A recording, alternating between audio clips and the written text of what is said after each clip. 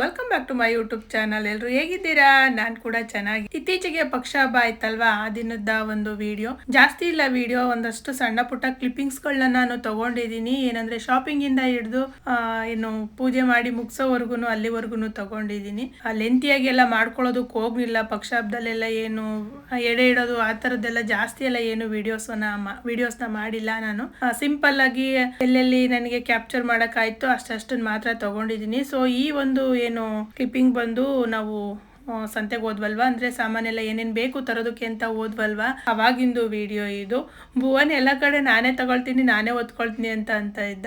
Simple ಆಗಿ ಮಾಡ್ಕೊಂಡಿದ್ವಿ ನಾವು ಹಬ್ಬನ. ಏನ್ ತುಂಬಾ ಗ್ರ್ಯಾಂಡ್ ಆಗಿ ಎಲ್ಲ ಏನ್ ಮಾಡಲ್ಲ, ಯಾವಾಗ್ಲೂ ಅಷ್ಟೇನೆ ಸಿಂಪಲ್ ಆಗೇನೆ ಮಾಡೋದು. ಸೊ ಹೂವುಗಳೆಲ್ಲ ರೇಟ್ ಏನ್ ಜಾಸ್ತಿ ಇರ್ಲಿಲ್ಲ. ಎಷ್ಟು 20 ರುಪೀಸ್ 30 ರುಪೀಸ್, ಅಂದ್ರೆ 30-40 ರೂಪಾಯಿ, 40 ಅಲ್ಲ 30-20 ರೂಪಾಯಿ ಇತ್ತು ಅಷ್ಟೇನೆ. ಸೊ ಇದು ಕ್ಲಿಪ್ಪಿಂಗ್ಸ್ ಬಂದು ಹಬ್ಬದ ದಿನದ್ದು ಬೆಳಗ್ಗೆ ವಿಡಿಯೋ. ಅಡುಗೆ ಎಲ್ಲ ಮಾಡಿಕೊಂಡು ನಾವು ನಮ್ಮ ಮನೇಲಿ ಏನು ಅಂತಂದರೆ ಬೆಳಗ್ಗೆನೆ ನಾವು ಎಡೆ ಇಕ್ಕುವಂಥದ್ದು, ಮುಂಚೆಯಿಂದನೂ ಹಂಗೇನೆ ಬೇಗನೆ ಮುಗ್ದೋಗ್ಬಿಡುತ್ತೆ ಬೆಳಗ್ಗೆ ಟೈಮೇನೆ. ಬೆಳಿಗ್ಗೆನೆ ಎಡೆ ಇಕ್ಕೋದು ಅಂತಂದ್ರೆ ನಾವು ಒಂದು 10 ಗಂಟೆ ಅಷ್ಟರೊಳಗೇನೆ ಹಬ್ಬನ ಮುಗಿಸಿರ್ತೀವಿ. ಸೊ ಹಂಗಾಗಿ ಬೆಳಗ್ಗೆ ಬೇಗ 4 ಗಂಟೆಗೇನೆ ಎದ್ದು ಎಲ್ಲ ಅಡುಗೆಗಳನ್ನ ಮಾಡ್ಕೊಳ್ಳೋದಕ್ಕೆ ಶುರು ಮಾಡ್ತೀವಿ. ಏನೇನು ಮಾಡಬೇಕು ಅದೆಲ್ಲ ಮಾಡಿಕೊಂಡು ರೆಡಿ ಮಾಡ್ಕೊಂಡು 10 ಗಂಟೆ ಅಷ್ಟರೊಳಗೇನೆ ಹಬ್ಬ ಮುಗಿಸ್ತೀವಿ. ಕೆಲವ್ರಿಗಂತೂ ಆಶ್ಚರ್ಯ ಆಗುತ್ತೆ, ಇಷ್ಟು ಬೇಗ ಹೆಂಗೆ ಹಬ್ಬ ಮುಗಿಸ್ಕೋತೀರಾ ನೀವು ಅಂತ.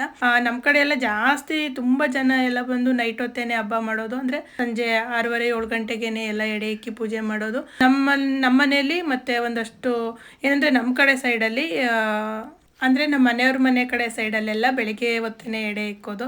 ಸೊ ಬೆಳಿಗ್ಗೆ ಹೊತ್ತೇ ಎಡೆ ಇಕ್ಕಿದ್ರೆ ಅದು ಒಂಥರ ಅನುಕೂಲ ಅನಿಸುತ್ತೆ ನಮಗೆ. ಬೆಳಗ್ಗೆನೆ ಹಬ್ಬ ಮುಗ್ದೋಗ್ಬಿಡುತ್ತೆ. ಮತ್ತೇನು ಸಂಜೆವರೆಗೂ ಆರಾಮಾಗಿ ಫ್ರೀ ಇರುತ್ತೆ. ಏನು ಮಾಡಿಟ್ಕೊಂಡಿರ್ತೀವಿ ಅದನ್ನು ತಿನ್ಕೊಂಡು ಆರಾಮಾಗಿ ಇರ್ಬೋದು ಅಂತ ಕೂಡ ಅನಿಸುತ್ತೆ. ಸೊ ಅದೇ ಹೇಳಿದ್ನಲ್ಲ, ಹಬ್ಬದ್ದು ಫುಲ್ಲು ಡೀಟೇಲು ನಾನು ಏನು ಕ್ಲಿಪ್ಪಿಂಗ್ಸ್ಗಳನ್ನ ತಗೊಂಡಿಲ್ಲ, ಸಣ್ಣ ಪುಟ್ಟ ಕ್ಲಿಪ್ಪಿಂಗ್ಸ್ಗಳನ್ನ ತಗೊಂಡಿದ್ದೀನಿ ಅಷ್ಟೇನೆ. ಇದು ನಾವು ಮನೆ ಮೇಲೆ ಎಡೆ ಇಕ್ತೀವಿ.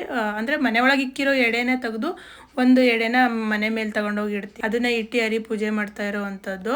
ಹಬ್ಬಕ್ಕೆ ಅಪ್ಪ ಅಮ್ಮ ಬಂದಿದ್ರು, ಮತ್ತೆ ಇನ್ನು ಪಕ್ಕದ ಮನೆಯವರು ಅಷ್ಟು ಬಿಟ್ಟರೆ ನಾವು ಇನ್ಯಾರನ್ನು ಏನು ಇನ್ವೈಟ್ ಮಾಡಿರಲಿಲ್ಲ. ಸೊ ಸಿಂಪಲಾಗೆ ಮಾಡೋಣ ಅಂತ ಈ ಸತಿ ಸಿಂಪಲಾಗೆ ಮಾಡ್ಕೊಂಡ್ವಿ ನಾವು. ಹಂಗೇನೆ ಇದು ಮಧ್ಯಾಹ್ನ ಆಗಿ ಆಲ್ರೆಡಿ ಅಮ್ಮ ಅಪ್ಪ ಊಟ ಮಾಡ್ಕೊಂಡು ಅವರು ಮನೆಗೆ ಅಂತ ಹೊರಟ್ರು.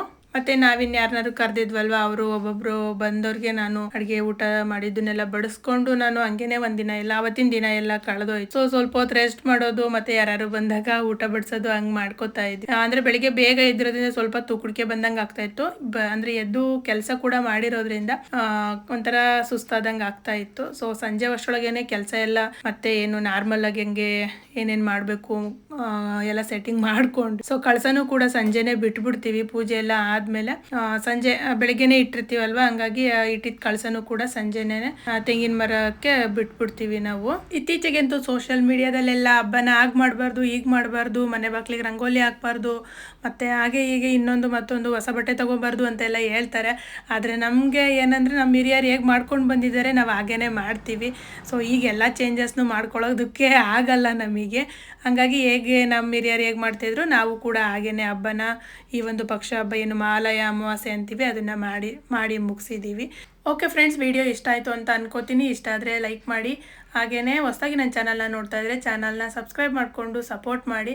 ಥ್ಯಾಂಕ್ ಯು ಸೋ ಮಚ್ ಇಷ್ಟ ತನಕ ವಿಡಿಯೋನ ನೋಡಿದ್ದಕ್ಕಾಗಿ. ಎಲ್ಲರಿಗೂ ಬಾಯ್ ಬಾಯ್, ಸಿಗೋಣ ನೆಕ್ಸ್ಟ್ ವ್ಲಾಗಲ್ಲಿ.